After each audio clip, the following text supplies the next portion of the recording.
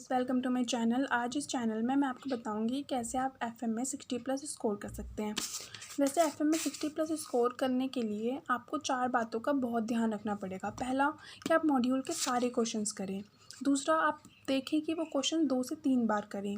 तीसरा, आप अपनी थ्योरी पे भी फोकस करें, क्योंकि बहुत सारे मेजर स्टूडेंट्स को मैंने देखे हैं, वो कहते हैं अरे मैम छोड़ो ना, थ्योरी कौन पढ़ रहा है।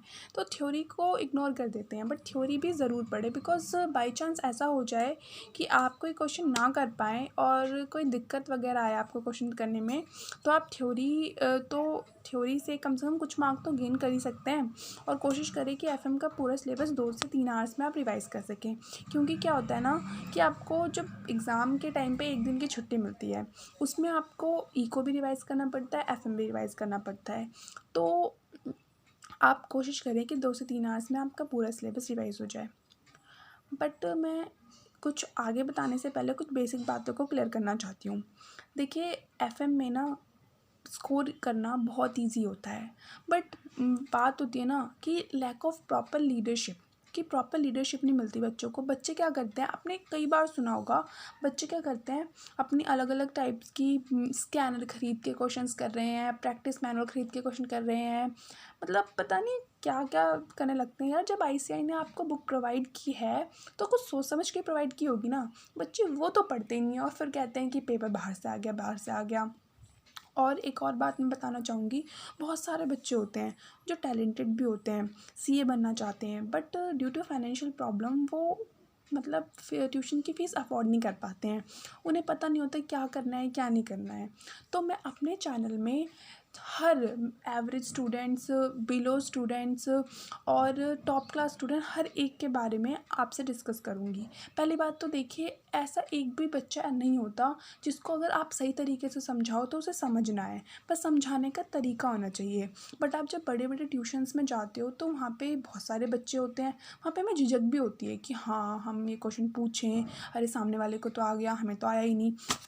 तो हमें दिक्कतें होती हैं कि हम नहीं उतने अच्छे से पढ़ पाते, हमारे अंदर जो क्वालिटी होती है वो उतने अच्छे से निखर नहीं पाती है।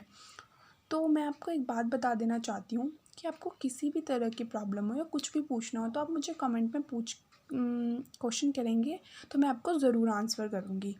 वैसे इस वीडियो के टॉपिक से हटते हुए मैं आपको थोड़ा सा कुछ अलग भी बताना चाहूँगी। अब देखिए, जैसे कि एफएम में है कॉस्ट ऑफ कैपिटल का चैप्टर, ठीक है। कॉस्ट ऑफ कैपिटल में अब क्या होगा, दुनिया भर के फॉर्मूले हैं। आप सोचोगे अरे कैसे करना है क्या नहीं करना है, ये वो दिक्कत आती है। तो मैं ना आपको थोड़ा सा बस हिंट दे के बताना चाहूँगी कि कैसे आप एफएम को इजी तरीके से कर सकते हैं, ठीक है। पहले मैं आपको डेमो दिखाती हूँ। देखिए, अब जैसे सबसे पहले कॉस्ट ऑफ कैपिटल होता क्या है। कॉस्ट ऑफ कैपिटल जो होता है उसमें आप क्या कहते हैं, एनालाइज करते हैं। हम जो फाइनेंशियल मैनेजर्स होते हैं या जो सीएमए वगैरह होते हैं, वो फाइनेंशियल मैनेजर्स जो होते हैं वो पता है क्या करते हैं, आपको डिवेंचर इशू करने की कॉस्ट करंट में कितनी आ रही है। अगर आपको कॉस्ट मान लो फ्यूचर में बेनिफिट मिल रहा है 10% और आज की डेट में आपकी कॉस्ट आ रही है 12%, तो बुद्धू होगा ना कोई जो इसको करेगा, तो फिर वो उस चीज़ को नहीं लेते। तो हम एनालाइज़ करते हैं कि हम जो चीज़ आज इशू कर रहे हैं हमें उससे फ्यूचर में कितना बेनिफिट होने वाला है या कितना फ़ायदा होने वाला है। हम करंट में ये देख लेते हैं कि हमें इससे फ़ायदा होगा भी या लॉस होगा, तो फिर हम उस हिसाब से करते हैं, ठीक है। तो पहले फर्स्ट क्वेश्चन देखते हैं हम। जैसे पहले क्वेश्चन पढ़ते हैं।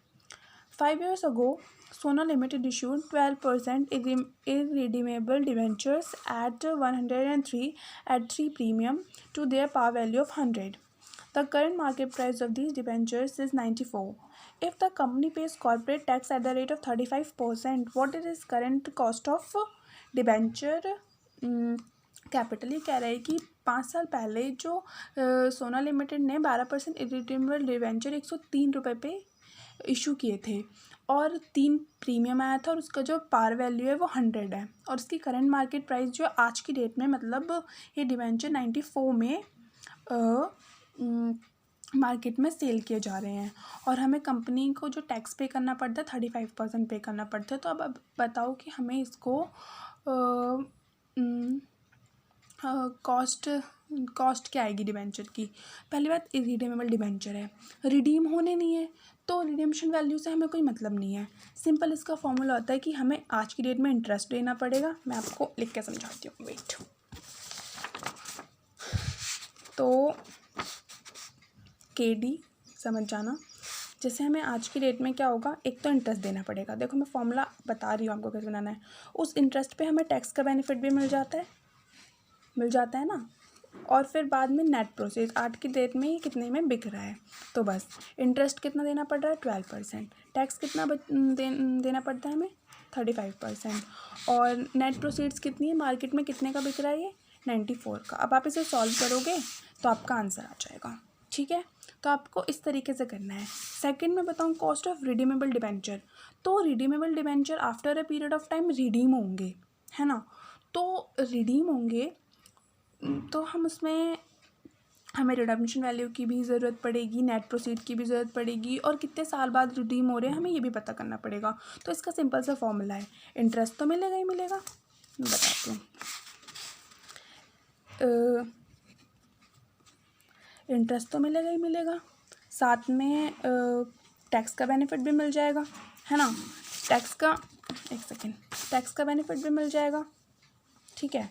उसके बाद क्या होगा, आपकी रिडम्पशन वैल्यू भी चाहिए, आपकी नेट प्रोसीड भी चाहिए। इतने सालों में हमने कितना रिडम्पशन वैल्यू, नेट प्रोसीड में से कितना फ़ायदा हुआ हमें इतने सालों में।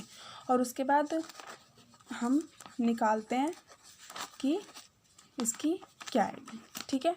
तो आप इसे ऐसे कर सकते हैं। बाकी अभी थोड़ा गंदा हो गया। नेक्स्ट वीडियो में मैं आपको इसके पूरे अच्छे से कॉस्ट ऑफ कैपिटल के बारे में अच्छे से बताऊंगी, लेकिन उसके लिए आप मेरे चैनल को सब्सक्राइब कीजिए, लाइक कीजिए, और प्लीज़ अगर हो सके तो शेयर भी कीजिए।